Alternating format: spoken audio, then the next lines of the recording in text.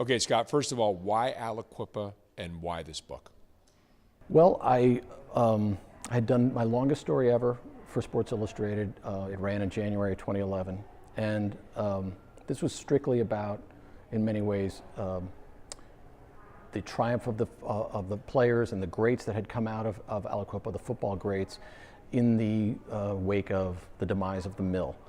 But it was one of the only stories I've ever done for SI where I wrote 10,000 words, the longest story I've ever written for the magazine, and I felt I had barely scratched the surface of the story.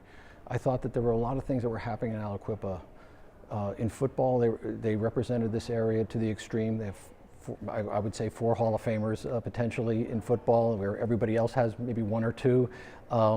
And it's the same with basically how the cultural sort of wave that hit everywhere in this country, it hit Aliquippa in extremely sharp and painful ways. The names of the Aliquippa coaches are legendary: Carl Ashman, Don Yanessa, Mike Smianik. How important are these guys to the success of Aliquippa over the years? They set the tone. Look, all of them, I don't think it's any mistake. Ashman essentially helped make Mike Ditka, and Don Yanessa played with Mike Ditka, and Mike Smianik was scared of Mike Ditka. And so I don't think it's any mistake that the tone was, a lot of that tone was set by Ashman through Ditka, who took Ashman's sort of Lombardi-like toughness, but brought this sort of this intensity to it, wild-eyed intensity that Ditka in his prime had like no other. And Mike Smianik, Mike is very brainy, very smart, very quick, very acerbic, as it were, and he has the great BS detector of an ex-English teacher. I mean, he doesn't put up with much, and he calls people out, and that too is in Aliquippa tradition. Look, I've said this before, but Mike once said to me, he said, you know, in Aliquippa, we don't stab you in the back, we turn you around and stab you in the chest so you can see us coming.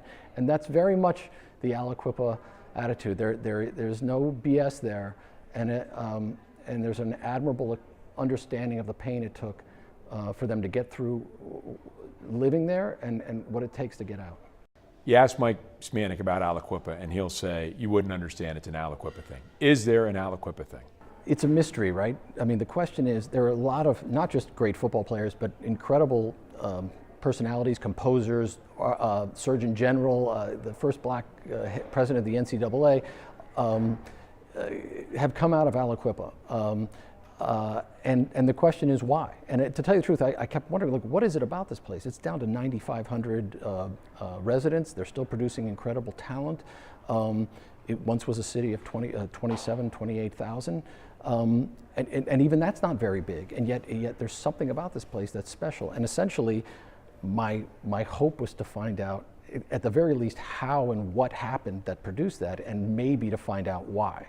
And that was sort of my quest. I will tell you that I can't tell you specifically what's in the water in Aliquippa. I will tell you that, you know, when I went there, people were saying to me, hey, if you drink a cup of this and you'll run a 4.3, you know. I mean, it's a remarkable place and a special place. And the more I spent time there, the more I really felt that. I mean, it has its hooks in, and nobody who grew up in Aliquippa ever leaves it behind. It's got its hooks in them forever, no matter where they end up living.